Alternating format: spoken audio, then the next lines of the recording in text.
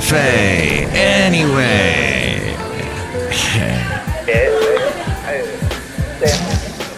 Mike's Daily Podcast. What's going on with my voice? Hey, it's Mike Matthews. Welcome to the show called Mike's Daily Podcast that you can listen to at places. Mike's Daily Podcast. All over the internet. It's Mike Matthews, and did I forget the episode today is something that may upset those people that don't do many podcasts and then they quit. That's Mike Matthews, and I'm sitting on episode 2543. Mike's Daily Podcast. 2543. And I did not do a podcast yesterday, so Mike's it was not Mike's Daily Podcast. Although it is, because I have the website. I have the website domain, MikesDailyPodcast.com. And technically, I would have done a podcast, but I got interrupted. As so often happens in life, we just get interrupted. So, I was busy with things. I know you understand. I know you love these excuses I come up with. They're fantastic. The dog ate my homework. Really, that dog's got some bad intestinal problems at this point. With all the homework he has eaten. That is not the way we learn things, dog. The osmosis. Oh, that's a great word. So, we may not need reverse osmosis to get our water these days. Our reservoirs are getting really full. Like 3/4 full. We're 75% there. We're almost full.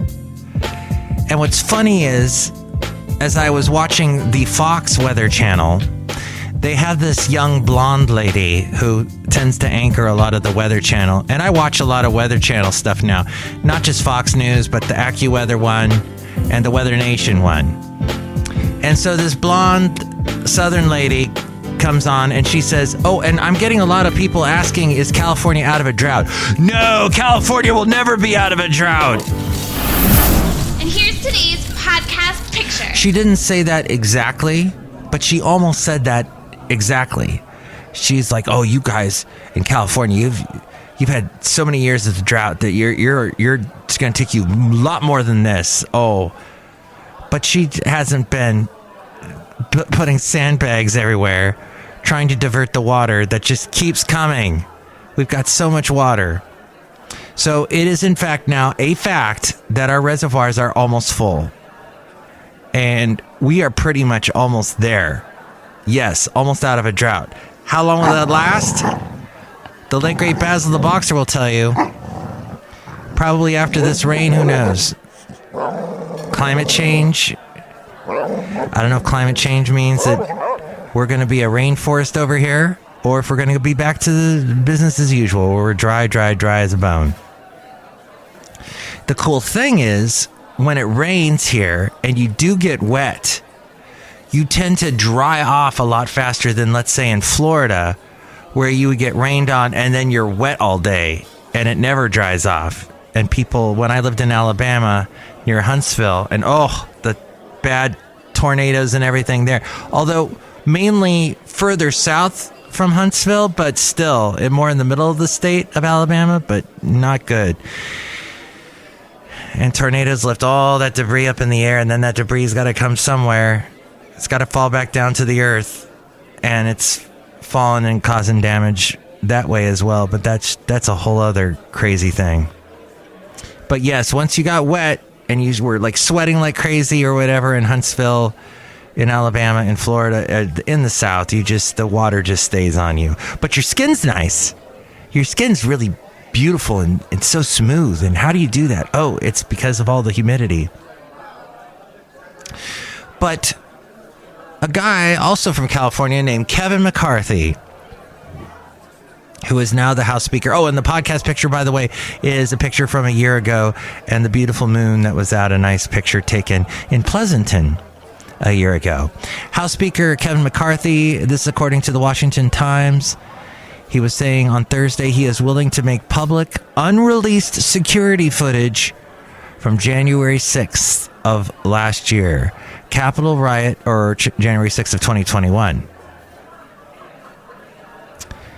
2 years ago, Capitol riot, when pro-Trump protesters breached the complex to protest the presidential election. I want to be very thoughtful about it, yes, Mr. McCarthy said at his weekly presser.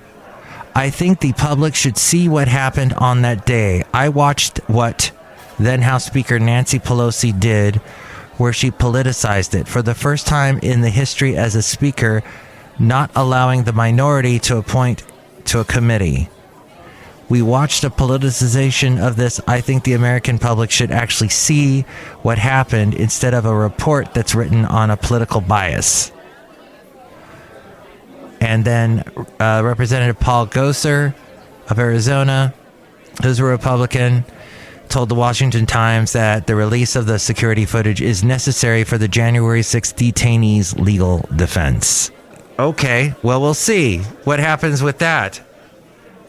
I am willing to listen and to see what it was. But I will come to my own conclusions. There we go. I completed that sentence. Yes, show me your footage. Let me make my conclusions. Let me figure it out. I'm not going to keep my head in the sand over this. Give me the facts. Give me the data, as it were. Don't give me the lies. So Moderna is developing an mRNA shot that is injected directly into the hearts of heart attack and heart failure patients. The vaccine uses the same technology as the company's flagship COVID shot and is designed for people weeks or months after a heart attack to help them recover. It works by instructing human heart cells to generate a hormone that is known to improve blood flow, helping restore damaged heart muscles. This according to the Daily Mail. As we go outside a cafe anyway, where we bring you Mike's Daily Podcast, somewhere in Podcastro Valley. Anyway. The last place on earth, Cafe Anyway. Moderna CEO Stephanie Bancel said to Sky News in Australia back in October, we have now in the clinic a super exciting program where we inject mRNA into people's hearts after a heart attack to grow back new blood vessels to help revascularize the heart. It's a bit like science fiction medicine, but that's what is really exciting to me. Now, today, I was producing a radio program that has to do with innovations in medicine, and the host had on a guest, a young guy, who had come up with a special type of pill that you swallow, and it's got a camera in it, and it allows doctors to see what's going on inside your intestines, your stomach, and all of that. Fascinating. So that is a thing. There is a lot of science fiction going on in the world of medicine. And it scares some people. It makes people go crazy. I know a very sensible guy, a little bit older than me, lives in Podcastro Valley. He has gone off the deep end. He thinks it's all... He just would rather live in fear and not get the facts and jump to his own conclusions and not come up with a rational view of things. He just wants to hide in his world of social media, of listening to... and going on Alex Jones' website and just listening to all the conspiracy theories. And he's just really afraid. I mean, he reads a lot of science fiction. He needs a lot of... Well, the thing is, when he talks and he does like a radio show. He does a podcast, and he's got a lot of followers. And you know what? That's going to pump up your ego when you get a lot of people following you, even though you're saying stupid stuff. So he keeps on going. He feels that that's his justification. Look, I've got all these people that believe what I'm saying. I'm going to keep on going. No! Facts! We need facts. And we got to read them. We got to see them. Osmosis won't do it. And finally, gas stoves. I do not own a gas stove. I have a gas furnace and a gas water heater, but the gas stove furor is emblematic of Republicans' broader efforts to thrust President Biden's environmental agenda into the nation's ongoing culture wars. This according to the Washington Post. With the GOP taking control of the House, these efforts could increase pressure on federal agencies as they race to finalize climate regulations over the next 2 years, experts say. Axios says, despite official insistence that fears of a ban are unfounded, conservatives are suddenly championing gas stoves in a new culture war. The Daily Wire says legacy media wants you to believe that the right is in hysterics over some rumor that the Biden administration wants to ban gas stoves. In fact, some are even alleging that conservatives started another fight in the culture war needlessly. Yet the idea that the federal government wants to ban gas stoves didn't come out of left field, and it didn't start this week. In December, Richard Trumka Jr., the Senate-confirmed commissioner of the United States Consumer Protection and Safety Commission, expressed his desire to eliminate the products from the market, while telling like-minded individuals that the federal government could regulate the products so quickly with enough public pressure. That was in the Daily Wire. Well, gas stoves. Now, I've known a lot of cooks that say they can only cook with gas stoves because they got to see the flame. Me, electric is fine. Once you gotta get the feel of your stove, because I got an older electric stove, and I know at a certain amount, like I know what kind of heat I'm gonna get when I turn the knob and I get the certain thing.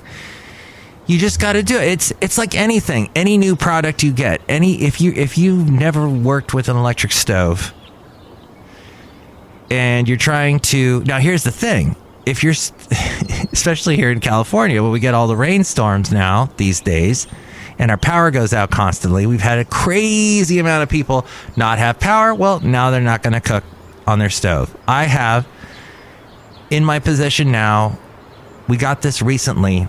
We got a Coleman stove because of that very fact that we're going to lose power at some point with all this rain, and we're going to want to heat some stuff up. By the way, if you do have a Coleman stove or any kind of gas propane stove, take it outside. Don't cook stuff inside. You're going to cause all kinds of problems. You may set your house on fire. You may kill yourself. Be careful. So, I guess what I am saying is it seems kind of ridiculous, the whole gas stove debate. It should be, I guess it should be up to whoever wants to get whatever. Democrats, the amount, it's all the amount of energy the Republicans and the Democrats put into. So Republicans, let's start with the Democrats. Democrats are going to spend a bunch of time on this when they should be spending a lot more time, all of that time, on getting guns regulated, on getting these states that don't care if you buy 50 guns and a bazooka and everything else to, take out as many people as you want. There are states that say, no, you have the right to have that because of the forefathers. They said it was okay. That's crazy. Democrats, that's been the cause to get that all sorted out. Republicans, they should be spending time with the stuff that has made them popular and made them, over the years, the party that people go, yeah, okay, that makes more sense. I shouldn't give all of my money to Gavin Newsom. I shouldn't give all of my money to these stupid fees and taxes that are added that some Democrat in Sacramento thought was a good idea when I'm paying for gas at the pump. Instead, though, the Republicans have put all their energy and effort into placating an old celebrity from the game show, reality TV show world who has a poor, fractured ego because he lost an election. There can only be one winner when it comes to an election, and he lost. So, I mean, I voted for people that have lost. Get over it. Hillary lost she got the popular vote, lost the main vote. She lost. She went off, and I don't know. I'm not going to rationalize or justify what she did afterwards, but it's just ridiculous. So, I mean, people, they want to feel better and just go, okay, there was some weird cabal, this bizarre tech industry, Silicon Valley group that decided to hack into all the voting machines and get Trump out. That's what happened. Or I don't know. There's a million other theories going on about that. Anyway, I just think these political movements go in the wrong direction. They get distracted. And I think this gas stove thing is definitely in that ballpark. Okay, we're outside a cafe anyway where there are no gas stoves. And look who's here. Hello, Mike Matthews. It's Chely Shoehart, the gift shop supervisor. What was there? Thunder. The thunder. And Imagine Dragons. And maybe some lightning. Oh, you need the lightning to have the thunder. But that's what that was. Okay, Mike Matthews. That's really interesting, Mike Matthews. Did you ever read Rumpelstiltskin? Oh, yeah. Wasn't there something in that? That was like a fairy tale. A Hans Christian Andersen story. Or no?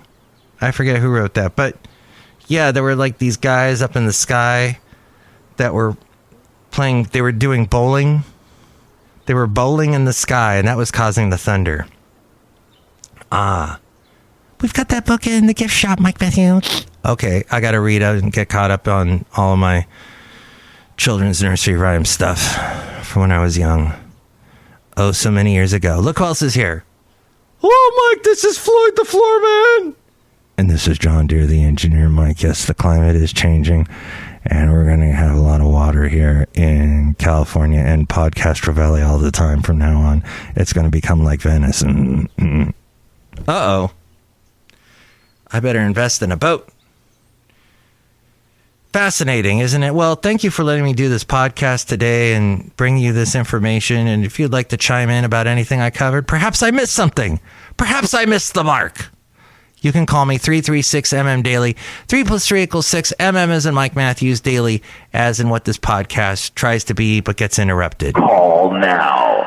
336-MM Daily. Next show, it'll be Benita, the Disgruntled Fiddle Player, and the Brewmaster. Mike's Daily Podcast is written and produced and performed by Mike Matthews. His podcast is super easy to find. Download or listen to his show and read his blog at MikesDailyPodcast.com. Email Mike now at MikesDailyPodcast@gmail.com. See you tomorrow. Bye!